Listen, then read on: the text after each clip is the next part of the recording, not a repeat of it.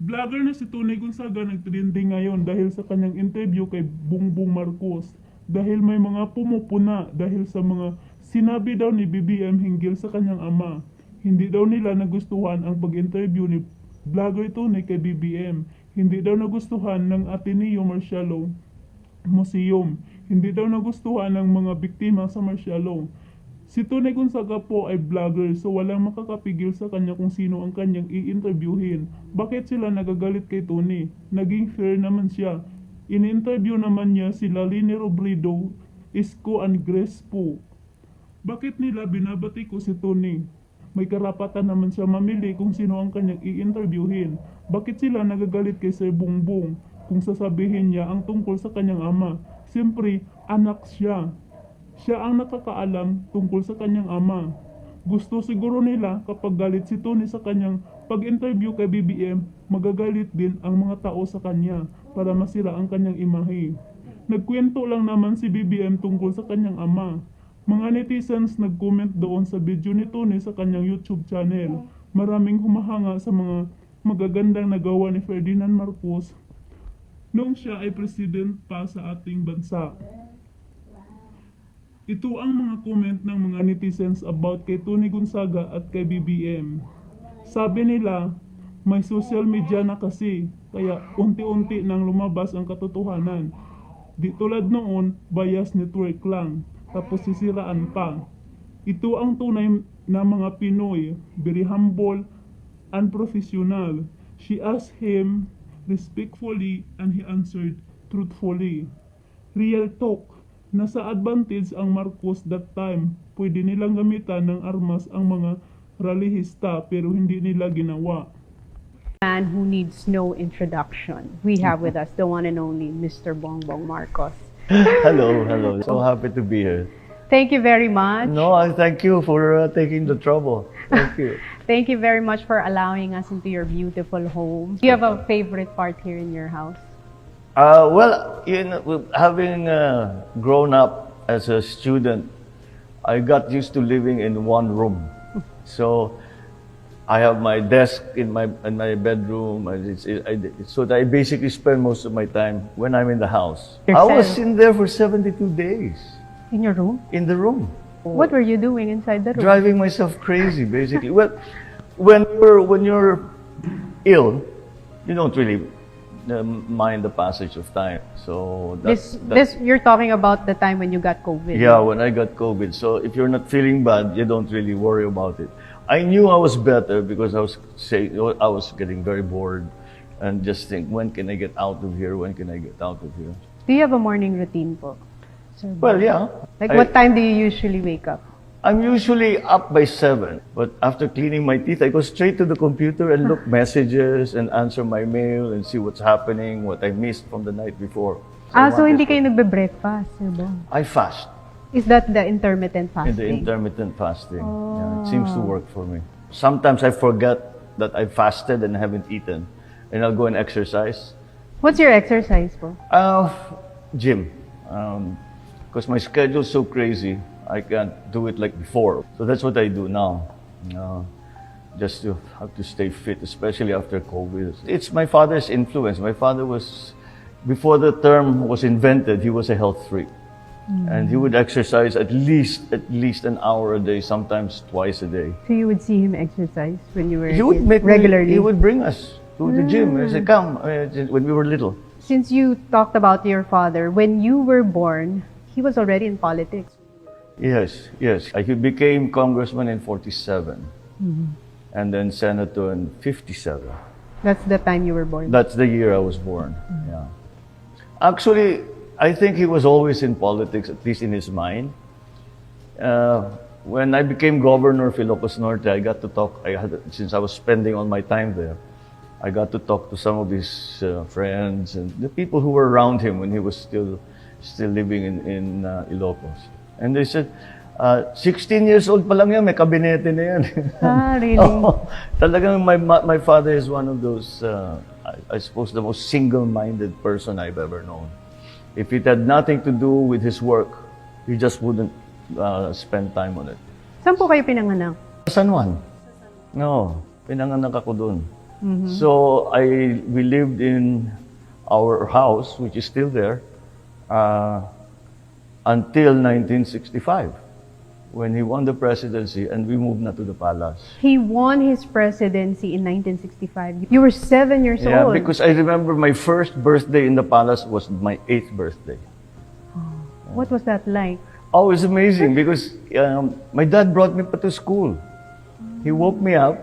He came into my room. I was changing, going ready to go to school. And he said, "Come, it's your birthday, I'll bring you." So he brought me. And I cannot forget, and my classmates cannot forget, there were those two yung ice cream. Nagbebenta ng sorbetes, Magnolia, and then Selecta pa nun, hindi ba? Yes. So, dalawa sila. So my dad made it Pacquiao. He said, we paid them some money, and he said, lahat ng hihingi ng ice cream, libre at habong araw kasi birthday ng anak ko. So I was the most popular guy. Anong school po kayo pumapasok Lasal nun? Green Hills. In Ortigas, yeah. So at 8 years old, you already lived in the palace. What was that like, growing up in Malacanang, in the palace? Well, in the early days, masaya kasi ang daming... Kaya, daming rooms, ang laki. Ang daming pupuntahan, ang daming mong... You go down to the kitchen, you mess around with the cooks, and then you go to the CQ, you mess around with them, you play with them, you go to the park. So there's many places to go. Anong favorite place niyo nun sa Malacanang? I used to end up hanging out with the CQ all the time. I guess with the guys, you know. The palace was so interesting. But as the time went on, the private part of the palace became smaller and smaller, and the office part of the palace became bigger and bigger. There was at one time that I came out in my pajamas, and my father was approaching with a state visitor. So I said, "Okay, that's not happening again. You do not leave your room until you're Fully completely dressed. you're ready to see people." How was your relationship with your father? With my nung dad? time na yun? Was he a disciplinarian? Was he strict with Yeah, you? he was. His only thing was study hard. Yun lang talaga. Basta work hard, study hard. That was his main thing. As long as you're studying hard, you're okay with him. You got a lot of his traits. Kasi nga, di ba, you grew up watching him sa stage, giving speeches. So, marami sa mannerisms niya. Even yung size niya, nakuha niyo. Yeah, Yung ang waist. katawan namin is remarkably similar. From shoe size to waist, everything. That's why I was one of the lucky ones that when binibigyan siya ng regalo, I would raid his closet. My mannerisms, especially speaking, is very much my dad's. But syempre, from the time I was very small, we were already there in the back watching him make speeches. And he would teach a little bit about modulation and everything, but voice modulation and things like that. But mostly, what he would insist upon when we started having to speak was that learn it, don't read. The thing that's also that everybody says is my voice, is that we have the same voice. Di ba po when your dad was a president, sinasama niya kayo sa lahat ng kanyang mga visits in different parts of the world, and you have met some of the most powerful and influential people. You have even met the royal family. Yes. Some of the funnest parts would be my mom would call and says, "I'm going to meet Generalissimo Franco in Spain. You want to come?" Of course. Get out of school, number one, di ba? And we'd go. I'm going to see the Pope. Sama kami. I think it was a conscious effort of my parents to expose us. Because even the travel, like they would go to the provinces or they would go to, especially yung mga Baguio, yung mga ganon, sinasama lagi kami. We were always there. So I think it was my parents that they really wanted us to see everything. Sino po yung na-meet nyo that made a huge impact in your life na hindi nyo makakalimutan? Madami masyado. I've met most of the popes. I've met most of the secretary generals of the UN. In fact, I've met them all since youth-ant. Si Indira Gandhi was one who really impressed me, and Maggie Thatcher. What do you think is the greatest lesson that you've learned from your father? Oh my, I learned so much from him. It's hard to. When it comes to work, marami siyang, like things like when you walk into a room, the guy if you're walking to a negotiation, whoever knows more wins. So I've always held that. Always work hard. Hard work is always rewarded. Things like that. He was not the type to sit you down and say, ano mo, anak, ang ganito, ganyan. Hindi, basta say, ito yung gagawin natin. He would be with his cabinet members, and they would be talking about something pretty important. And he would suddenly turn to me, what do you think? Like, Ilan taong kayo? I was 16, 17. He was already turning to me and said, what do you think? But you know, when he asks you a question, it's not because he wants to know the answer. He wants to know if you know the answer. He's testing you. Kasi inaral na niya yan, alam na niya yan. So, come prepared. From your mother naman po. From my mother, well, of course, it's the certain things. My love of music, of the arts. Because our house always had music playing. She was the one who used to take us to the theater, take us to museums. It really was her point of joy, really, were the arts. It wasn't normal. You didn't have there wasn't such a thing as a normal day. Every day was different. What formed the way I do things is how my father or my mother would react. It's having watched both of them handling the problems that they were confronted with on a daily basis. I think that's what really made my own personality when it came to such things. I would say that the many incidents that I watched them handle really taught me how to approach problems, how to take the challenges that inevitably come up. Speaking of yung handling life situations and problems when people were marching towards EDSA, How did your father handle that situation? My father called me and he said, we have intelligence that this is about these people are moving and this is what they're going to do. I'm assigning you to work with the security to handle the defense of the palace. So that's from that day on, that's all I was doing. From that point, that Wednesday afternoon, naka-uniforme na ako eh. Because I just come out of the military also at that time. Kaya ako linagay, sabi niya, ikaw ang in charge sa defense ng palasyo. How was your father nung time po na yun? So he reverted back to his commander mode, wartime commander mode. Again, very calm, very measured. So nung nangyayari po yung rally sa EDSA, ano yung sinabi niya sa inyo? I remember saying, yung kalaban, sabi, ginigera na tayo. And he answered me. He said, I have spent my whole life defending Filipinos. I cannot hurt them now. That was it. Baba, put your guns down. Say, we're not shooting anyone.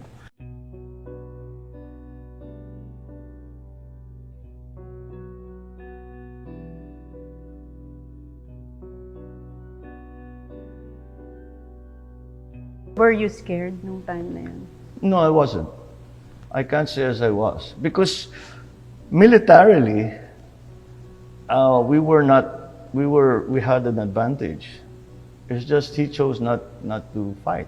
And then they took us to Clark. When we got to Clark, dinisarmahan kami. Lilipad na kami sa Guam.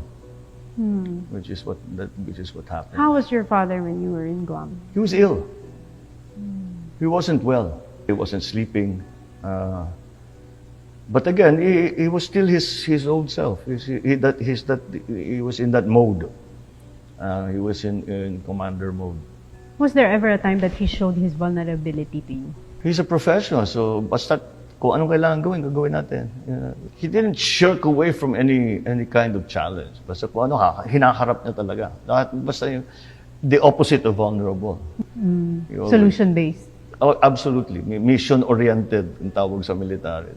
Mission-oriented. How was your last moments with your father? Before he passed away? They called us. I was in San Francisco. And the doctors started calling. And actually, my sister said, you better come back. So I rushed, took the first plane back to Hawaii. And that's it. And he had a kind of a seizure. His heart failed. And we were just watching and trying to revive him. But, he didn't make it. And I remember I was hugging Irene, and we were looking, because we were asked to leave the room while the doctors attended to him. So we were watching him through the window. What was his last words with you na tumatak sa inyo talaga before he passed away? I remember just before he died, he opened his eyes and he just looked at me. And you're gonna make me cry. He just looked at me, and he closed his eyes again, and all the alarms went off.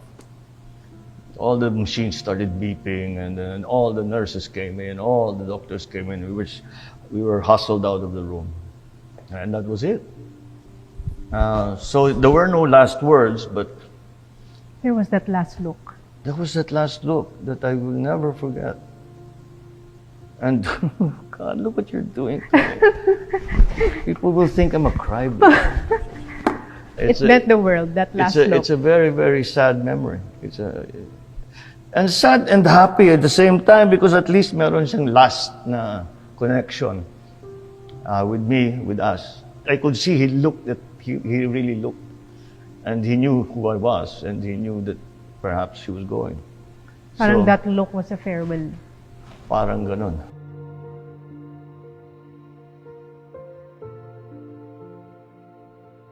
A lot of people were saying that your father, Ferdinand Marcos, was the best president the Philippines has ever had. And to some people, he was the worst president the Sure. Philippines has ever had.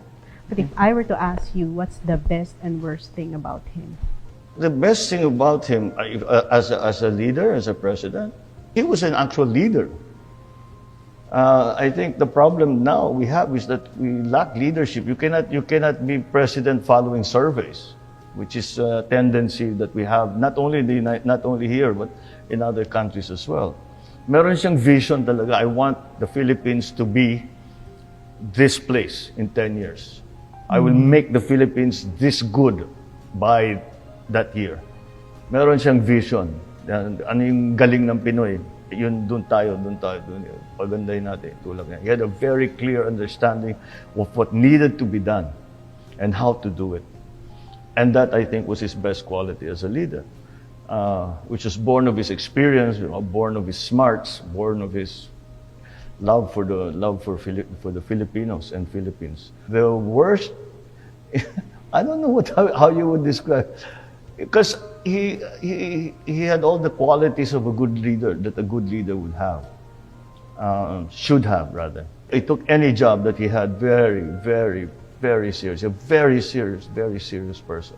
And that sense of focus, maybe that's the worst, because everything was put aside. If it does not help the presidency, it does not help the country. If it is not in the national interest, you keep it to yourself, because I don't have time for that. That's all I have to do. Not to say that he was a negligent father, but he was always very doting with us. But that was his life. That was everything that he was about. Worst in the sense, kasi kami, mga anak na, we wish we could spend more time with him, and so ano ba, never, we never see him anymore. Actually, my mom, the same thing.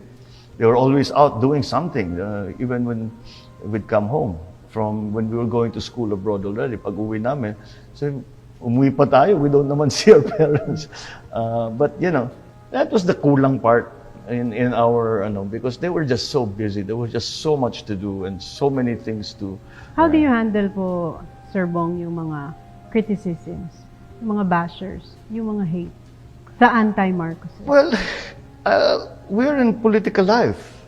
Find me a person in political life who has no critic, who has no hater, who has no bashers, who has no critic. And you can't find one. Nobody won an election with 100% of the vote. No one, ever, anywhere, unless they cheated.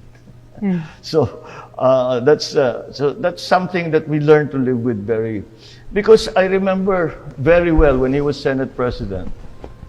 I remember being in Baguio for some reason, and every day the newspaper would be, oust Marcos, oust Marcos.